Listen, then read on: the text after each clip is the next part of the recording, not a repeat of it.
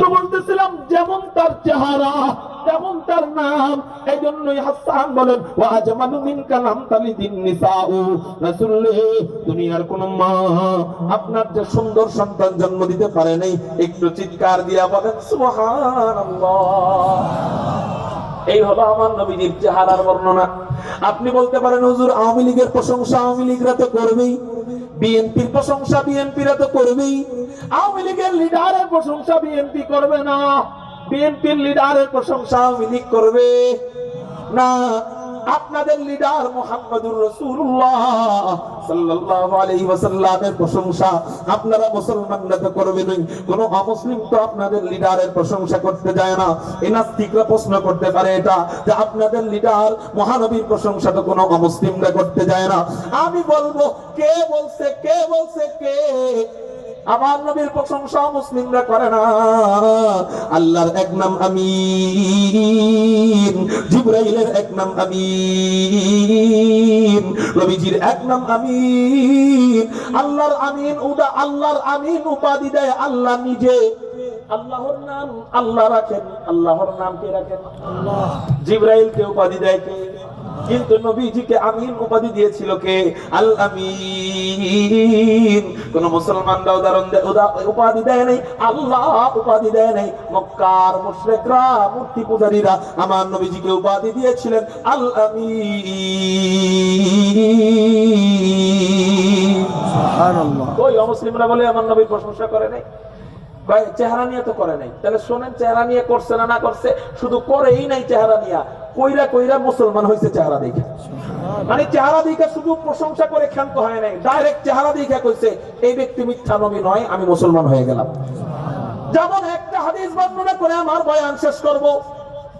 হযরত আব্দুল্লাহ ইবনে সালাম তিরমিজি শরীফের হাদিস, হযরত আব্দুল্লাহ ইবনে সালাম বর্ণনা করেন আন আব্দুল্লাহ ইবনে সালাম রাদিয়াল্লাহু তাআলা আনহু قال لما قدم رسول الله صلى الله عليه وسلم المدينه انجفل الناس اليه। হযরত আব্দুল্লাহ ইবনে সালাম বর্ণনা করেন হযরত আব্দুল্লাহ ইবনে সালাম তখন মুসলমান হন নাই, ওনার বাড়ি হলো মদিনায়। চিৎকার দিয়া বলেন আব্দুল্লাহ ইবনে সালামের বাড়ি কোথায়?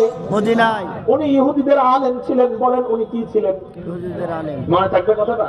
ওনার নাম সবাই বলেন আব্দুল্লাহ ইবনে সালাম। ওনার বাড়ি কোথায়? মদিনায়। কি ছিলেন? ইহুদিদের আলেম। এবার আসেন, উনি বলেন মক্কা শরীফ থেকে হিজরত করে মুহাম্মদ নামক এক ব্যক্তি মদিনায় আসলো। লোকেরা তাকে দেখার জন্য ভিড় জমানো আরম্ভ করলো। সবাই যায়, ভালো লাগে, মুসলমান হয়ে যায়, ভালো লাগে, মুসলমান হয়, দেখে ভালো লাগে, মুসলমান হয়। হযরত আব্দুল্লাহ ইবনে সালাম বলে তাহলে আমারও তো একটু দেখার দরকার, আমারও তো একটু যাচাই বাছাই করা দরকার। কেন কেন কেন? তাই সাধারণ জনগণের যাচাই বাছাই আর আলেমের যাচাই বাছাই এক নয়। সাধারণ জনগণ ল্যাংটা করে দীক্ষা করে এটা মনে হয় পীর, ঠিক না ভাই? ঠিক। আলেমের যাচাই বাছাই আর সাধারণ জনগণের যাচাই বাছাই এক নয়। এই জন্য অনুরোধ করব আপনার জীবন পরিচালনা করবেন আলেমদের পরামর্শে, বলেন ইনশাআল্লাহ। আপনি তাবলীগ করবেন আলেমদের পরামর্শে, বলেন ইনশাআল্লাহ। আল্লাহ তুমি তৌফিক দান করো, বলি আমিন। হযরত আব্দুল্লাহ ইবনে সালাম বলেন আমি একটু যাব, আমি একটু যাচাই বাছাই করব, আমি একটু দেখব এটা সত্য নবী না মিথ্যা নবী। উনি যাচাই বাছাই করার জন্য তিনটা প্রশ্ন ঠিক করছেন, কঠিন কঠিন তিনটা প্রশ্ন। এক নাম্বার প্রশ্ন হলো কিয়ামতের পূর্বে সর্বপ্রথম বড় আলামত কোনটা? দুই নাম্বার প্রশ্ন হলো জান্নাতীরা জান্নাতে যাওয়ার পর আল্লাহ পাক রব্বুল আলামিন সর্বপ্রথম কোন খাবার দিয়ে জান্নাতীদেরকে মেহমানদারি করাবেন? তিন নাম্বার প্রশ্ন হলো সন্তানের চেহারা কখনো বাবার মতো কেন হয়, কখনো মায়ের মতো কেন হয়? সুবহানাল্লাহ। সহজ প্রশ্ন না কঠিন প্রশ্ন? তিন নাম্বার প্রশ্ন বৈজ্ঞানিক প্রশ্ন, সন্তানের চেহারা মায়ের মতো কেন হয়, বাবার মতো কেন হয়? বিজ্ঞান 1400-1450 বছর পরে আইসা মিলায়া বিজ্ঞান কয় হায় হায় হায় হায়, নবীজি 1400 বছর আগে মেশিন ছাড়া যেই কথা বইলা দিয়ে গেছে, আমরা মেশিন দিয়ে গবেষণা করে দেখলাম আসলেই নবীজির কথা মোতাবেক হুবহু মিলে গিয়েছে। এই দেখেন না বিজ্ঞান বর্তমানে আগে বলেছিল মহাকাশের কোনো শব্দ নেই, এই মধ্য আকর্ষণের নিচেই যত শব্দ, উপরে কোনো শব্দ নাই, মহাকাশে কোনো শব্দ নাই। কেন নাই? মহাকাশে কোনো বাতাস নাই, মহাকাশে কোনো অক্সিজেন নাই। তো অক্সিজেন না থাকলে শব্দ থাকে না, বাতাস না থাকলে শব্দ থাকে? মহাকাশে শব্দ নাই। কিন্তু নবীজি বলছেন মেরাজের রজনীতে আসার সময় বলছে আমি আকাশে প্রচুর কাঁপুনির শব্দ পেলাম। এই শব্দ হলো ফেরেশতাদের জিকিরের আওয়াজ। এখন বিজ্ঞান গবেষণা কইরা এখন বিজ্ঞান কথা ঘুরাইছে, কয় হ্যাঁ আমরা নবীজির কথার সাথে 100 মিল পাইছি। আমরা আগে বলেছিলাম মহাকাশে শব্দ নাই, আমাদের ওই কথাকে আমরা কাটা দিলাম, মহাকাশে কাঁপুনির আওয়াজ আমরাও পেয়েছি। যদিও তারা বলতেছে এটা যে আমরা জানি না এটা ফেরেশতার আওয়াজ না কাদের আওয়াজ, কিন্তু এতটুকু পর্যন্ত তো মিলাইতে পারছে যে নবীজি বলছেন কাঁপুনির আওয়াজ, ওরাও বলতেছে কাঁপুনির আওয়াজ।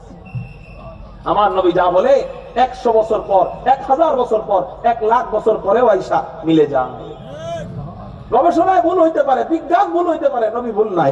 উম্মি লাকাবু মাহে আরব মারকাজে ইমাম, উম্মি লাকাবু মাহে আরব মারকাজে ইমাম, হর ইলমু আমল রাত মাদারি মুদিরি, হর ইলমু আমল রাত মাদারি মুদিরি।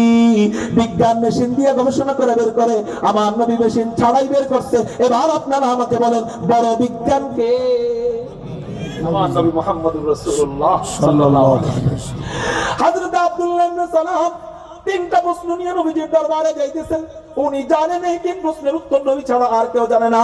আব্দুল্লাহ ইবনে সালামকে অন্যান্য ইহুদিরা বলে, ও আব্দুল্লাহ ইবনে সালাম কই যাও? আব্দুল্লাহ ইবনে সালাম বলে, কে নাকি নবী দাবি করছে, আমি ওনারে আটকাইতে যাই, আমি যাচাই বাছাই করতে যাই। অন্যান্য ইহুদিরা বলে, আমরাও তোমার সাথে যাব। বিশাল এক কাফেলা নিয়ে আব্দুল্লাহ ইবনে সালাম নবীজির দরবারে হাজির হয়। ওই মুহূর্তে আব্দুল্লাহ ইবনে সালাম দূর থেকে নবীজির চেহারা মুবারকের উপর যখন নজরটা দিয়েছেন, নবীজি তখন মসজিদে নববীতে বয়ান করতেছিলেন। যেই মাত্র আব্দুল্লাহ ইবনে সালাম নবীজির চেহারার উপরে নজর দিয়েছেন, চিৎকার দিয়ে বলা আরম্ভ করছেন, আমার আর প্রশ্ন করার দরকার নাই। কয় কেন দরকার নাই? আমার আর যাচাই বাছাইয়ের দরকার নাই। কয় কেন দরকার নাই? আমি চেহারা দেখেই বুঝে গেছি, লাইসা বিওয়াজহিন কাল্লাব। এত চমৎকার চেহারাওয়ালা ব্যক্তি, এত সুন্দর চেহারাওয়ালা ব্যক্তি কখনো মিথ্যা নবী হইতে পারে না। সুবহানাল্লাহ। খাতমুর রাসূল নজমে সুবুল সুবহানাত, খাতমুর রাসূল নজমে সুবুল সুবহানাত, হাক্কা কে নজিরি দুল হক বশিরি, হাক্কা কে নজিরি দুল হক বশিরি। আয় খাতমুর রাসূল উম্মত তু খৈর উম্মম বুদ, जो सब्र के आयत हमदर फसले আখিরি। খায়ের চেহারার সৌন্দর্যের কারণে প্রেমিক প্রেমিকার জন্য যদি জীবন দিতে পারে, আল্লাহ আমার নবীজিকে সর্বোচ্চ সৌন্দর্য দান করেছিলেন। শুধু সৌন্দর্যই না, ভালোবাসার কারণ 4টা। একটা আজকে আলোচনা করলাম, আরো 3টা বাকি আছে। এই আরো 3টা নবীজিকে সর্বোচ্চ দান করেছিলেন। তাহলে বলেন ওই নবীজিকে জীবন দিয়ে মোহাব্বত করার দরকার আছে না নাই?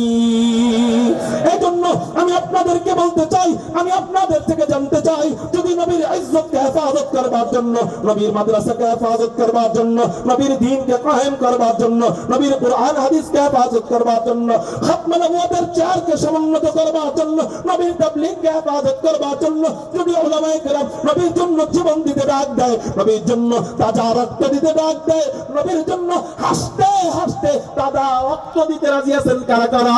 আল্লাহ